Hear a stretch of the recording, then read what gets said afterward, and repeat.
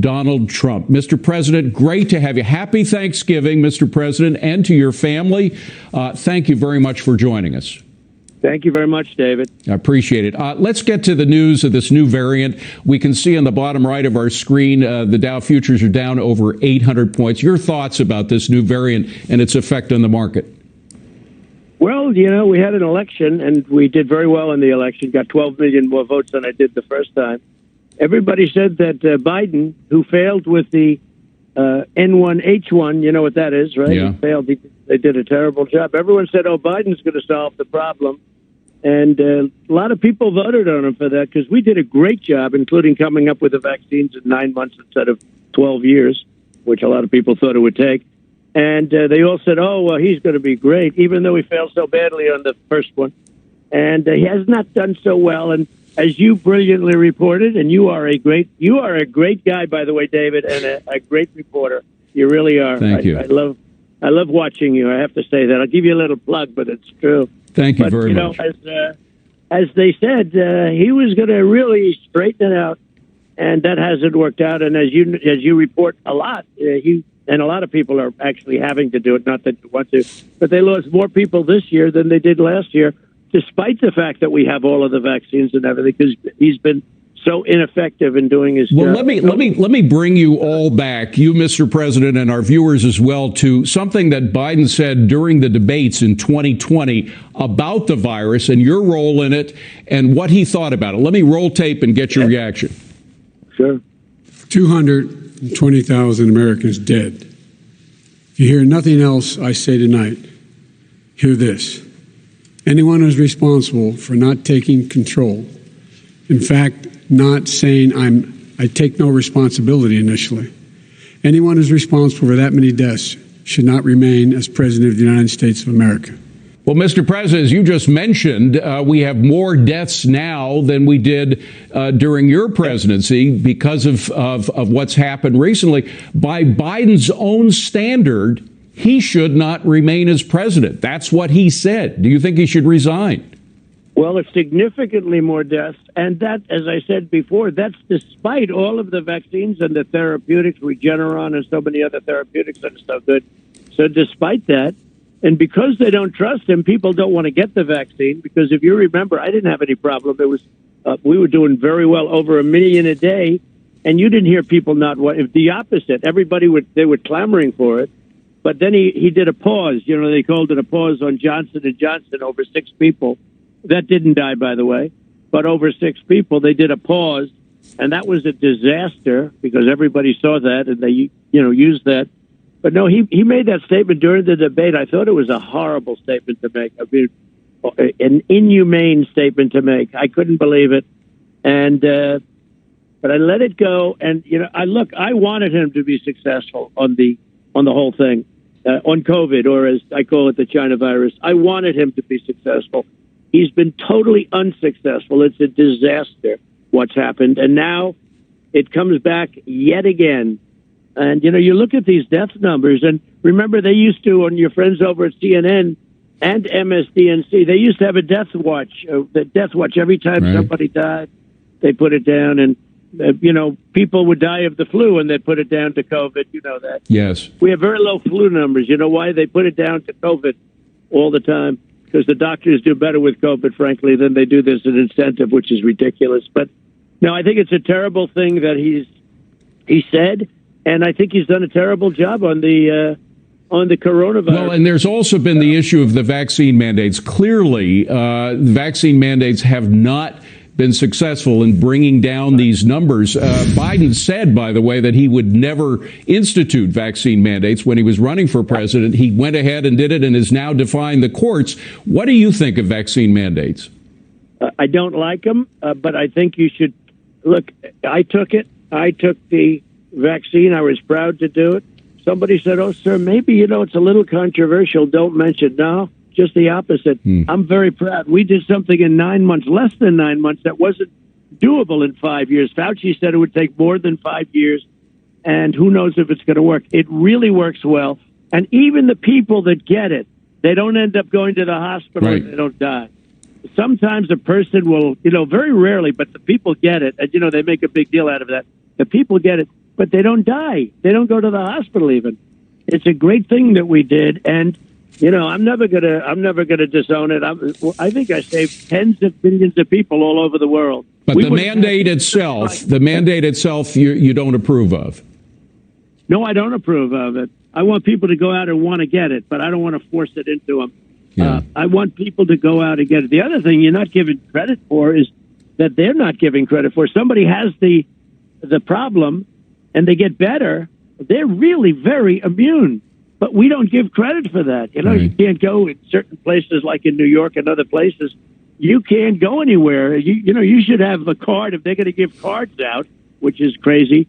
But if they're going to give cards out, if you've had it and you get better, you're not going to have it. Or for the most part, if you get it, it's going to be, again, very mild by comparison. Well, in fact, they do exactly that in places in Europe where if you can prove that you have the antibodies from natural immunity, you get a pass. I want to move on, if I can, to the subject of inflation. It's the number one issue concerning Americans. Now, President Biden blames it all on the pandemic. He blames inflation and the supply chain problems on the pandemic. Americans, however, have a different take. 67% of voters blame President Biden's policies for the inflation that we are now suffering from. Do Americans have it right here, Mr. President? The Americans have it totally right. And frankly, the pandemic, if you think about it, probably brings it down because you can't really get your economy running to the extent, and therefore you're using less. So I would think the pandemic in a certain way might bring inflation down as opposed to elevating it. I saw him make that statement. It's just another incorrect statement.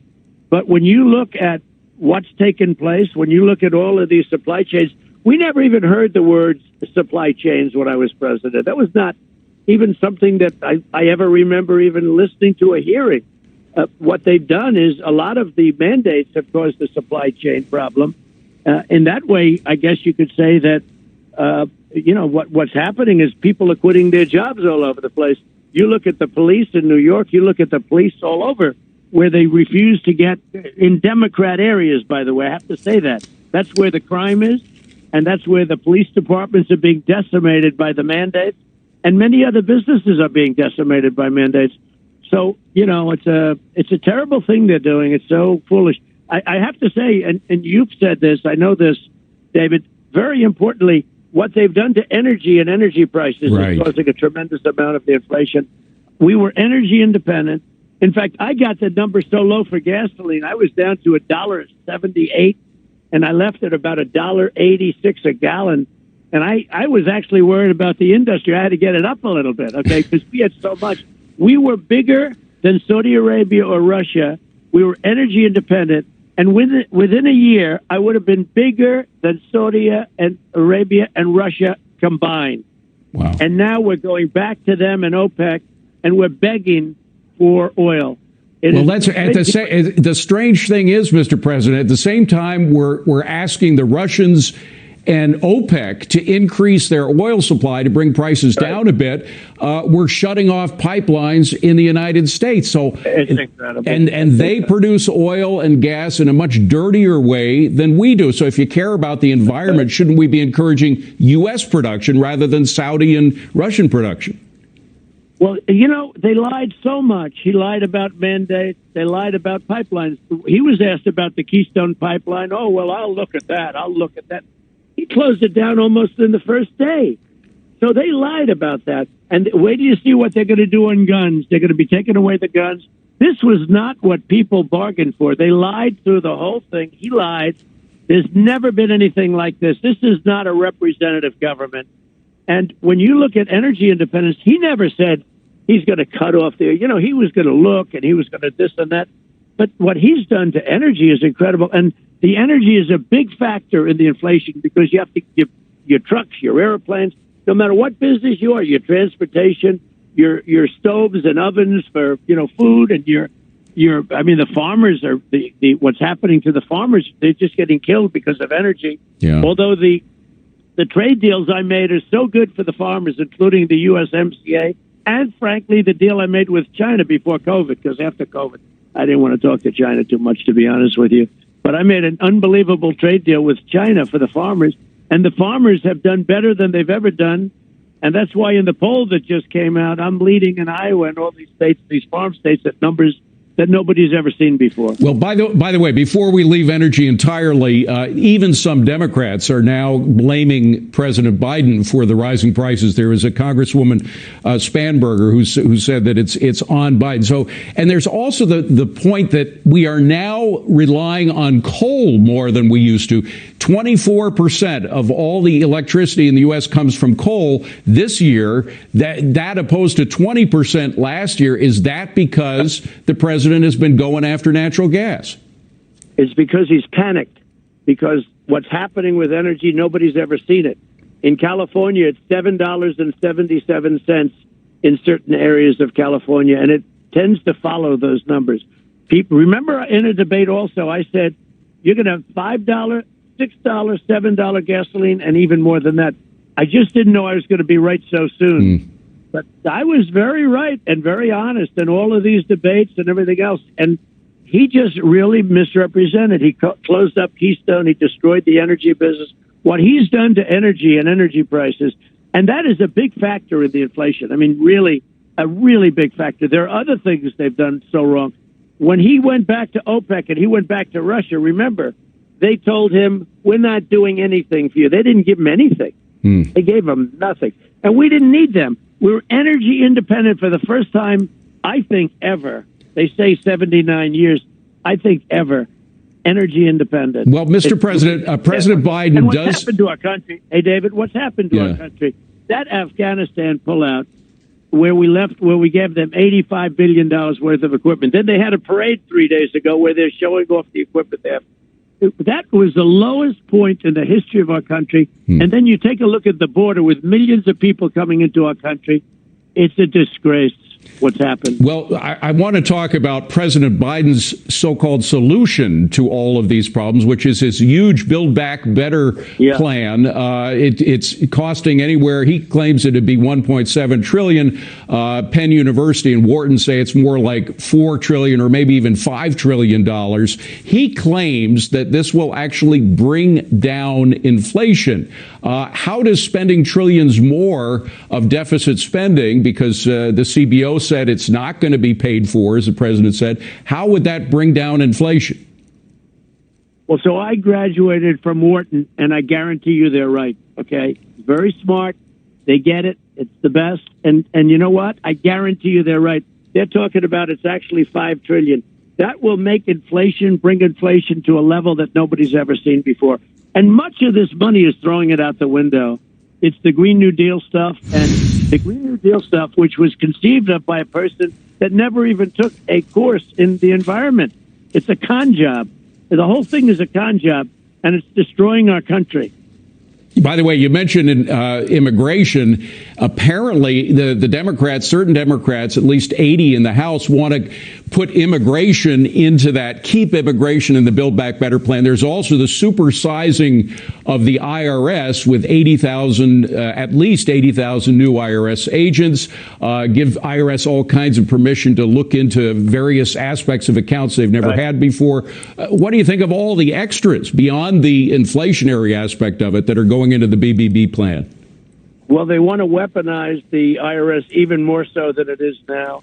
They want to weaponize the IRS. They want to do things that nobody ever thought possible, things that you wouldn't have even in the... Bernie Sanders cannot believe what's happened. Let's put it that way. Bernie Sanders was a radical lefty, and he's saying this stuff, I wouldn't have even asked for the things that they're getting.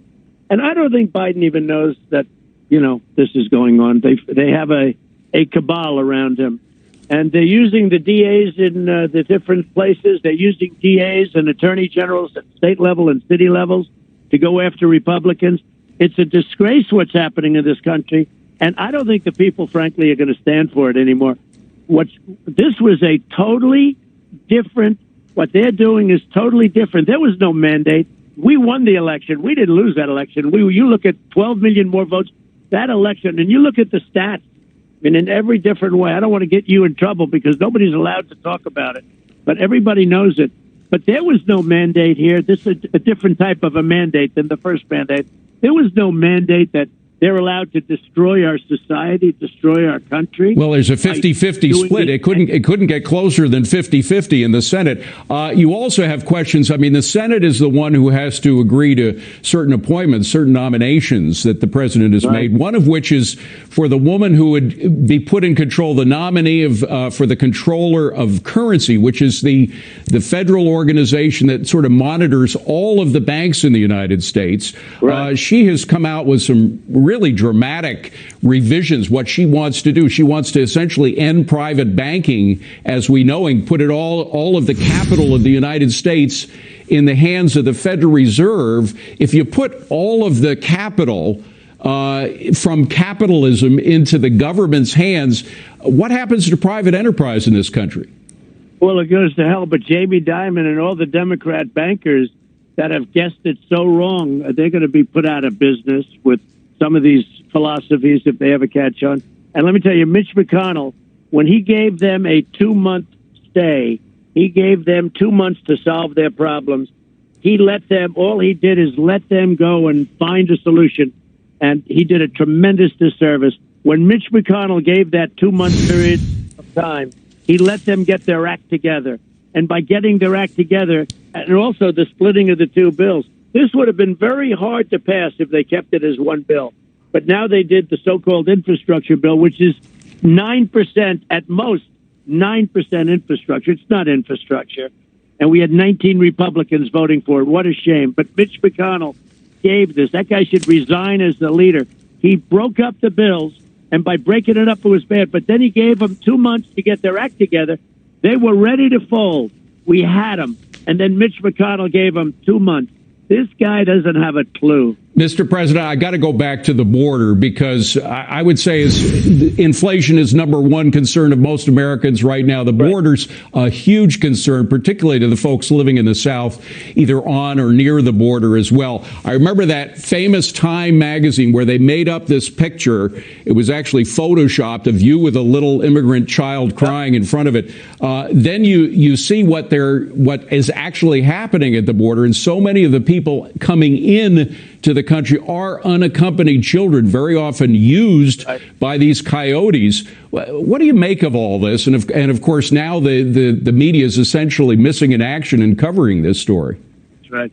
Well, the border is actually, I think, a bigger problem than inflation because, I think I could solve inflation very quickly. But the border is a bigger problem. They're allowing millions of people. They're emptying out jails from 121 countries.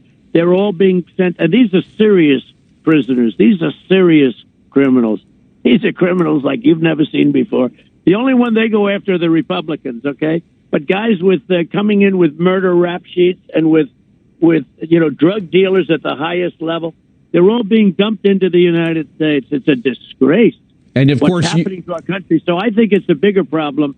But you're right. The fake news does not cover it. You do.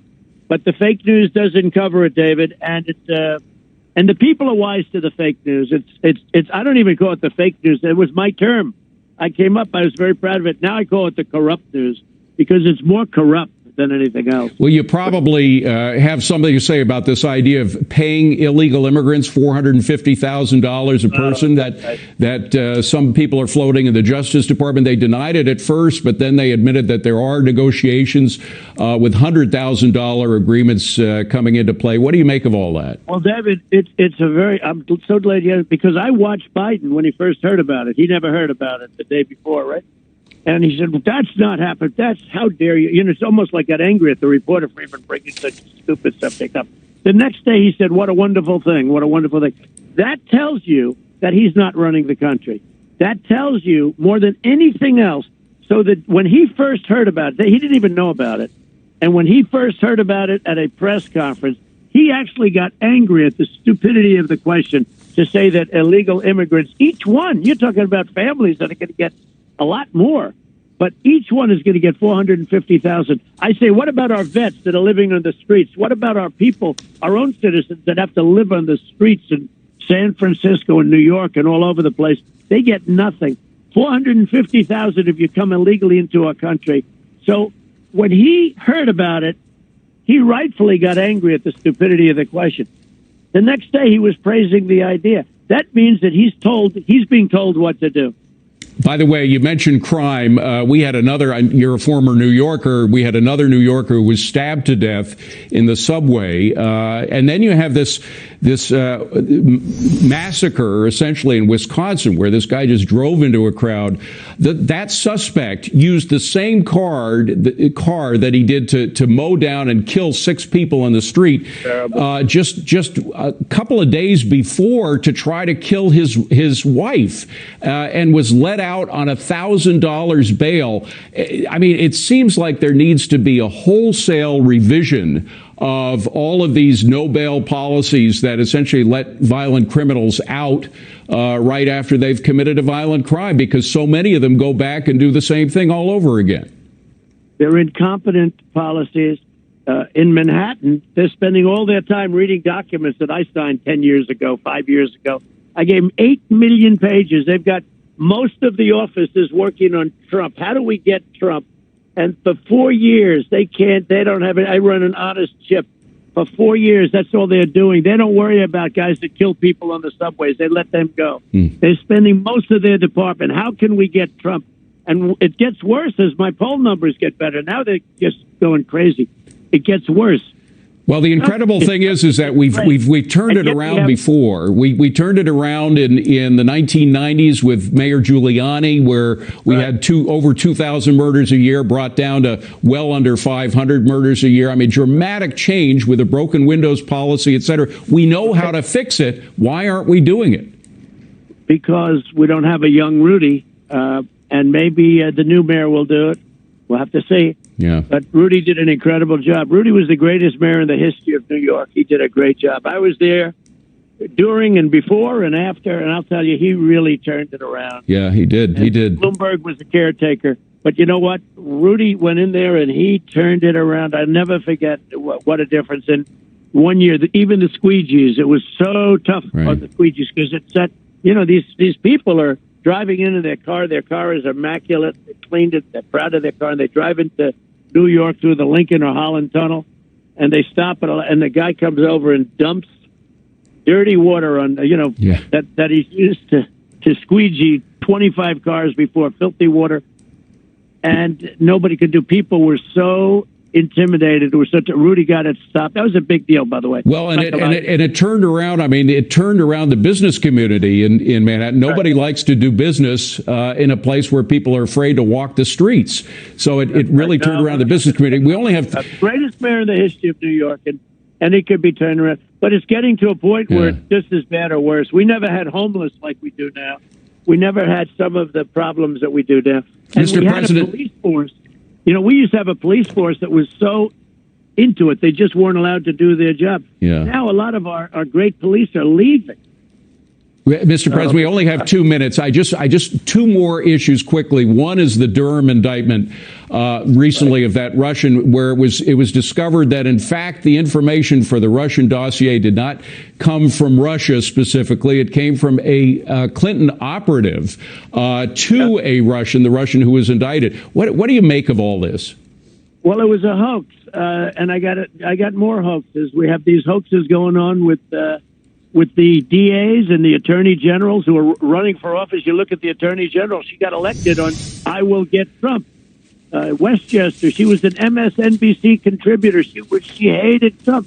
She wins in Westchester. I can fly over a state that's Democrat, and I'll end up under investigation. It's a disgrace what's going on.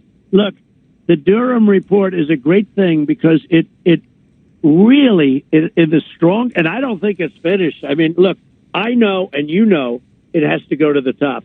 I don't think they'll do it because they never seem to have the courage to do it, just like they don't have the courage to call the election properly or to show all the dishonesty in the election. I don't think they'll do it, but that went to the top. They knew everything. That's not stopping with Sussman and the other people that have been indicted. That should go all the way to the top.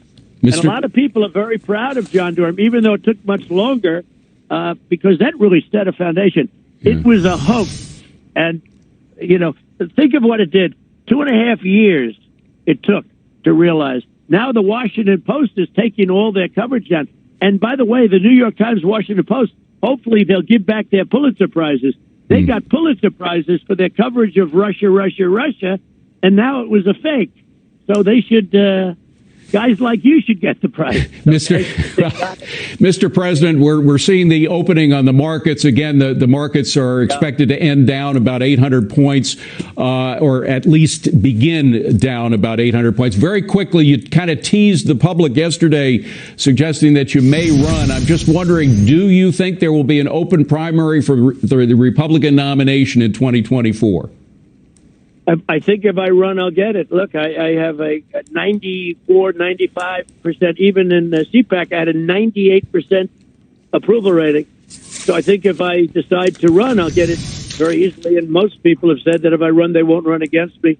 So I think that's good. But, you know, people want it. We had this country going. We had no threats from China. They weren't threatening Taiwan. They weren't sending bombers over Taiwan. Putin wasn't lining up to take over Ukraine. They all respected us. They had great respect or fear or whatever. Now they take a look at Afghanistan, that horrible, stupid withdrawal. I was going to withdraw, but I was going to withdraw with dignity and strength and pride. You look at what that withdrawal was so bad. The whole world looks at us differently today than they did a year ago. A year ago, they had great respect for this country. Now they look at us like we're a bunch of wimps.